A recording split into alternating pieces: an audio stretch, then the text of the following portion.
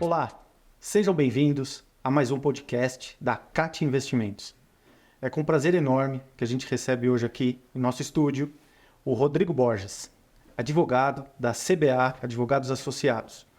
O Rodrigo, além de um grande parceiro da CAT Investimentos, está com a gente desde o início da nossa operação.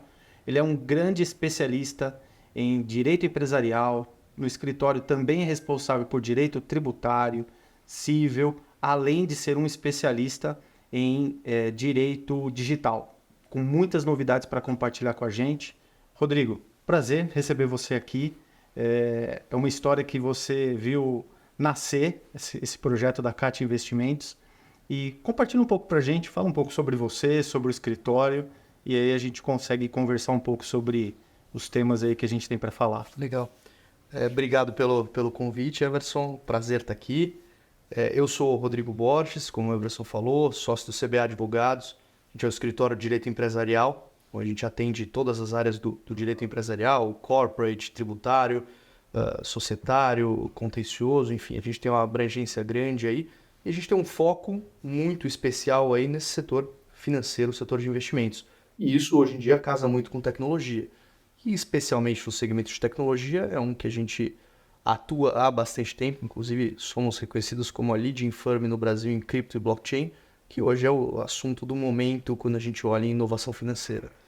Bom, Rodrigo, conta um pouco da sua percepção e da sua leitura do movimento que está acontecendo aqui no Brasil, tratando temas ativos digitais, mas especificamente no movimento do Drex. Legal.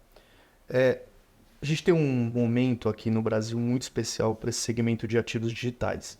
Por que eu digo isso? A gente é uma das poucas jurisdições do mundo com uma legislação específica tratando sobre os ativos digitais. Então, em 2022, em dezembro de 2022, a gente teve a aprovação aí do marco legal das criptomoedas, trazendo todo o regramento. E é uma lei interessante porque ela traz conceitos principiológicos, ou seja, ela não tenta trazer todas as nuances da regra, ela traz alguns princípios, deixando o Banco Central regulamentar especificamente a matéria.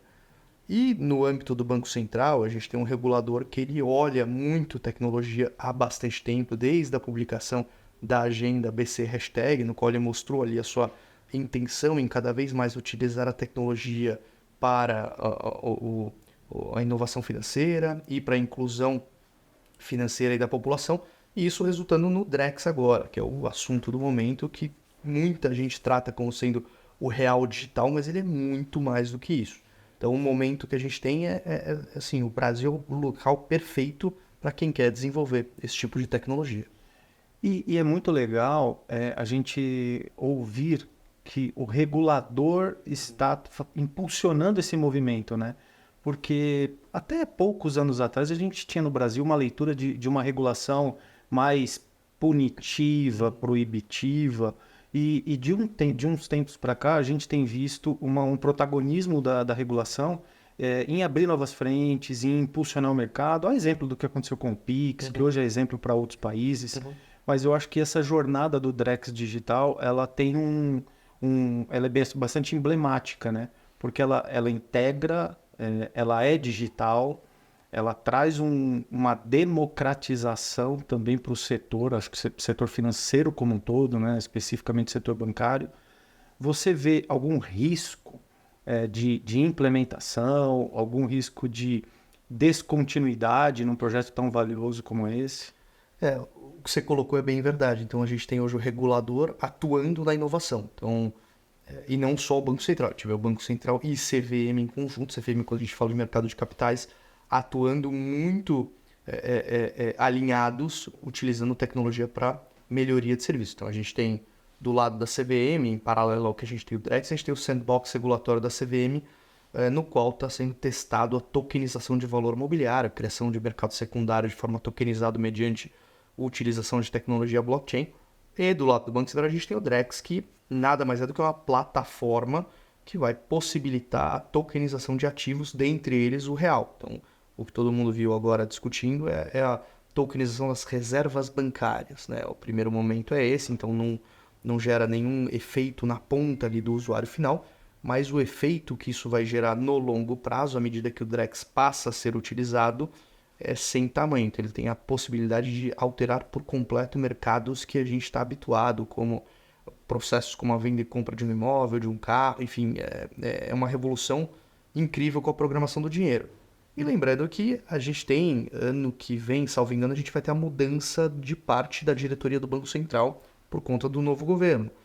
Claro que sempre há uma preocupação quando tem uma mudança em relação à gestão de um órgão, da descontinuidade, mas eu não acredito que isso vá acontecer porque esses projetos do Banco Central, eles vêm de longa data, então é a equipe toda engajada. Sólidos, né? Exato.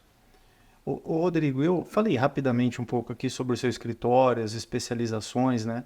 Você passa ali pelo societário, tributário, civil, trabalhista.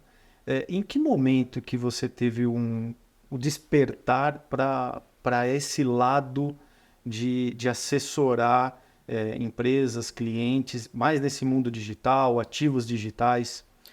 Eu trabalhei durante muito tempo num escritório, Everson, e lá, assim, eu adorava o que eu fazia, mas tinha um momento ali que eu não estava mais muito feliz com o que eu estava fazendo e fui buscar algo diferente. Então, isso lá, 2015, fazer curso de programação de computação, falavam que eu era maluco, que um advogado estava fazendo curso de programação de computador.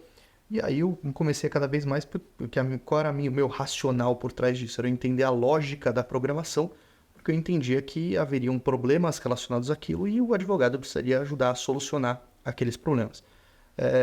Aí uma coisa vai puxando a outra, até que em 2016 acabei entrando nesse mundo cripto, como quase 90% das pessoas investindo em Bitcoin.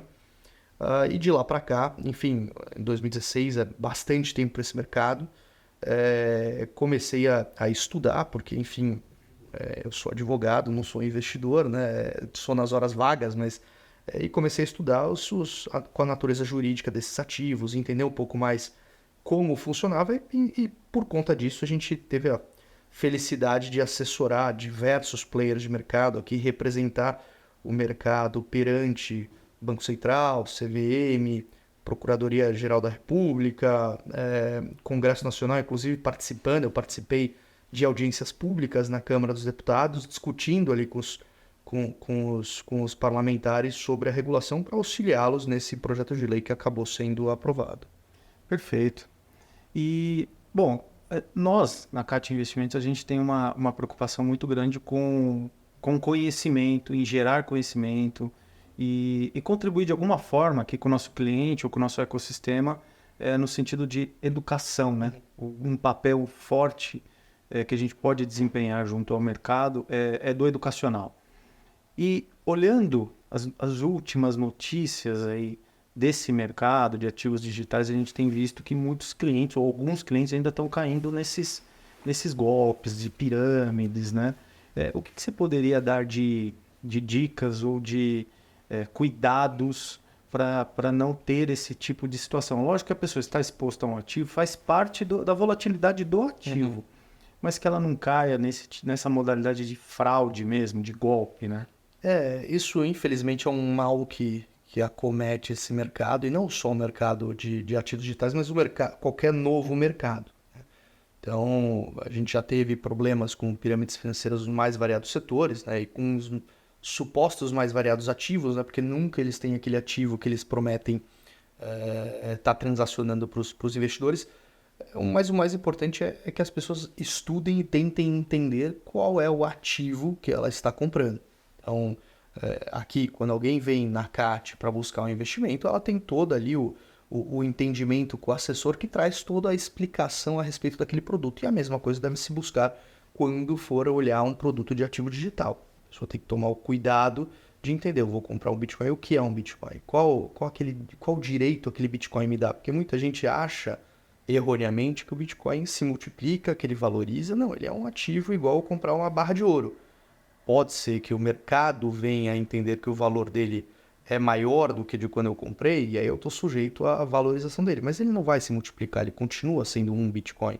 A barra de ouro continua sendo uma barra de ouro. Ela pode ter um valor maior ou menor, mas o ativo é aquele. E isso as pessoas esquecem, porque vem promessas aí, pessoas que utilizam do desconhecimento. Então, é o que você falou, educação é o principal. E procurar pesquisar com quem está fazendo negócio, né? A gente vive hoje um mercado altamente regulado. O mercado financeiro hoje ele é totalmente regulado. Então você tem as certificações, você tem as fontes de consulta, a regulação da própria CVM.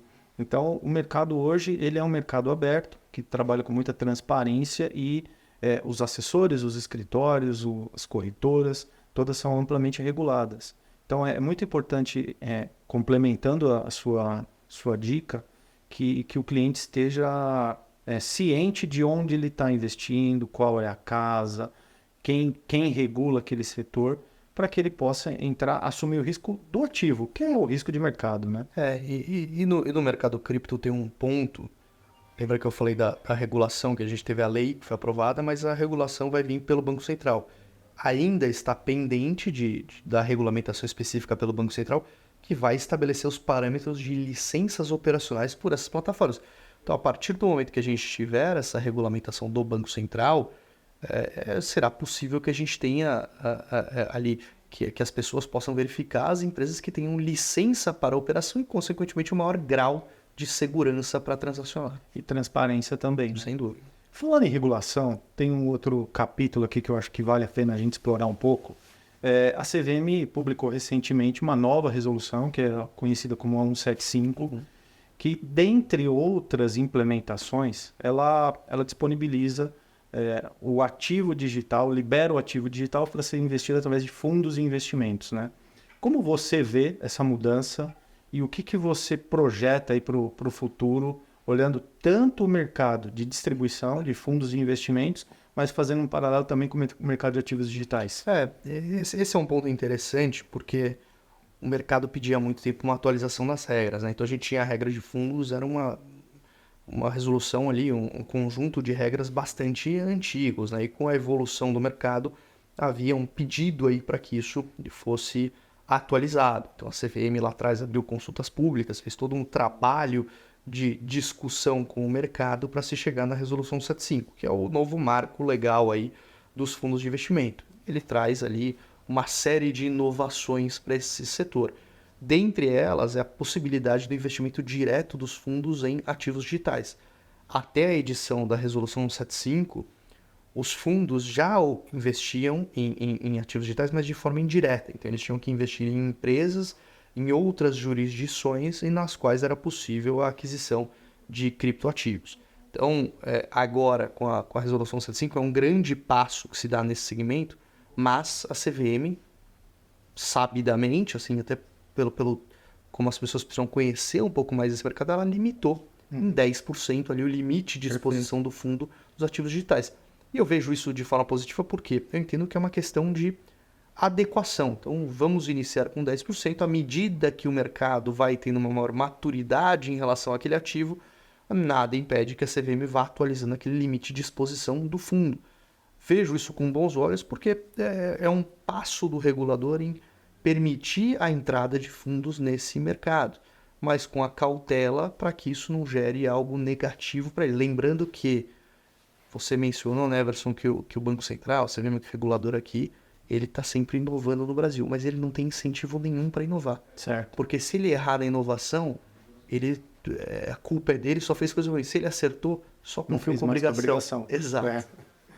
Não, e como isso é importante, porque eu lembro que alguns anos atrás, quando teve uma resolução que liberou o acesso a investimentos no exterior, nos fundos multimercados, também começou um grande movimento, né?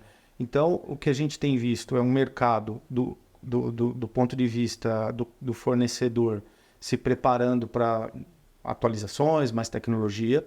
Do lado do investidor, o investidor cada vez mais com conhecimento, com conteúdo, gerando uma maturidade maior para o setor. A gente percebe no Brasil um amadurecimento do setor. E aproveitando esse gancho, o que você está vendo de oportunidades no mercado de capitais? Porque com a evolução dos modelos, né, das ofertas, da distribuição e de uma certa profissionalização também, hoje você consegue identificar aumento grande de CPFs investindo na B3, mas também um aumento de empresas buscando mercado de capitais. E você, como acompanha muito, muito de perto esse mercado, o que você vê como oportunidades e desafios desse setor? O mercado de capitais ele tem avançado muito nos últimos anos. É o que você falou, o número de CPFs que cresceu a base enorme, claro, muito devido à baixa taxa de juros que a gente tinha antes, que fazia com que as pessoas buscassem alternativas para rentabilidade, né, além da renda fixa. Mas o que a gente tem visto também é muito uma agenda da CVM no sentido de modernizar determinados produtos e facilitar o acesso do investidor. Então, que nem eu mencionei, a Resolução 75, muito do que está pautado nela é o aumento da transparência e facilitar, permitir que o investidor tenha acesso a produtos que antes não eram possíveis. Um exemplo dos criptoativos. E somado a isso, a gente tem a CVM olhando para essas novas tecnologias para possibilitar processos de emissão de valor mobiliário de forma mais ágil e fácil.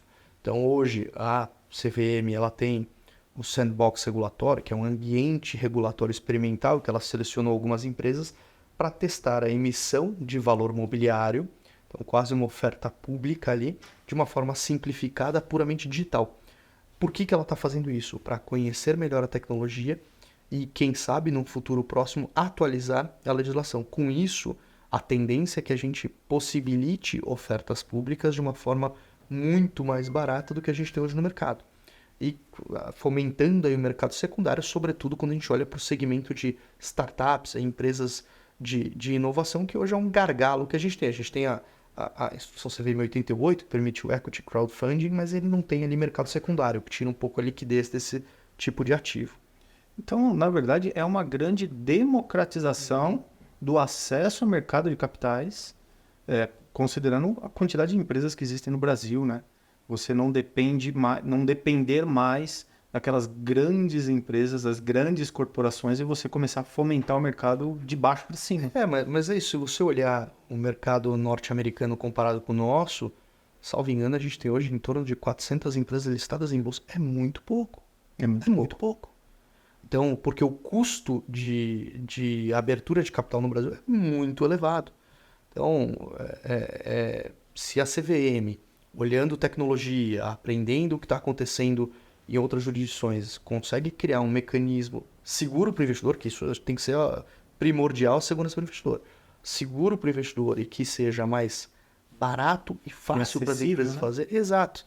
Então aí você vai ter um crescimento muito grande. Então, é curioso, você mencionou o número de CPFs na bolsa, é curioso se olhar o mercado de criptoativos, de ativos digitais, você tem plataformas, então, empresas que têm mais de 3 milhões de CPFs em cada uma delas. Hoje, você tem mais CPFs investindo, teoricamente, porque pode ter ali uma sobreposição, mas você tem mais CPFs investindo em ativos digitais do que na Bolsa de Valores. E por quê? Pela facilidade do acesso. Perfeito. Pelo custo.